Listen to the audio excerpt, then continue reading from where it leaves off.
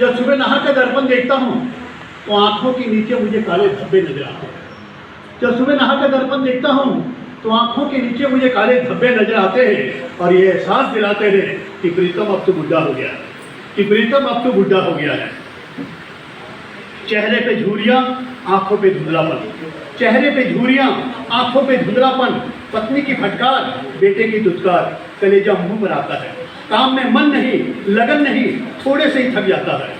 शरीर ये कहता है कि प्रीतम अब तो बुढ़ा हो गया।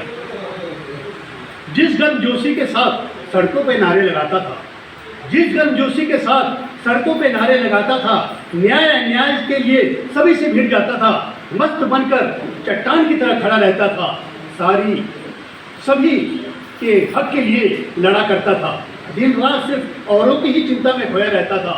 अब जब कहीं आंदोलन होते हैं, न्याय अन्याय की बात होती है, वो तुम्हें बुलाना तो दूर तुम्हें याद भी नहीं करते हैं, वो तुम्हें बुलाना तो दूर तुम्हें याद भी नहीं करते हैं, क्योंकि प्रीतम अब तो बुढ़ा हो गया। मेरे साथ मेरे अपने कितना अपनापन दिखाते थे, मेरे साथ मेरे अपने कितना अपनापन दिखाते थे। पापा पापा, चाचा चाचा, दादा भैया कहकर गले लग जाते थे। बच्चों को पैसे और बड़े को सहारे मिल जाते थे, बच्चों को पैसे और बड़ों को सहारे मिल जाते थे। जब कभी कहीं बाहर जाता था, जब कभी कहीं बाहर जाता था, उनके लिए अच्छी अच्छी चीज़ें लाता था, उनके लिए अच्छी अच्छी चीज़ें लाता था। सारा प्यार मुझ पर डाल देते थे, सारा प्यार मुझ पर डाल देते थे।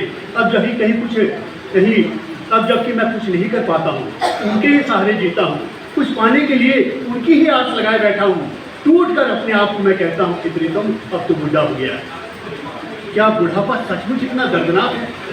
क्या बुढ़ापा सचमुच इतना दर्दनाक है जो अपने पराये सभी को दूर कर देता है, दूसरों के सहारे जीने को मजबूर कर देता है?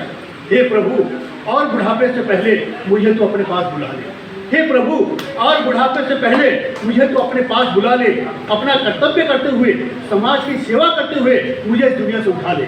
अपना कर्तव्य करते हुए, समाज की सेवा करते हुए मुझे इस दुनिया से उठा ले। नहीं तो मेरी आत्मा तुझे चित्कार चित्कार कर कहेगी कि प्रभु तू ही बुढ़ा हो गया है, तू ही बुढ़ा हो गया है, तू ही बुढ़ा हो गया है। धन्यवाद।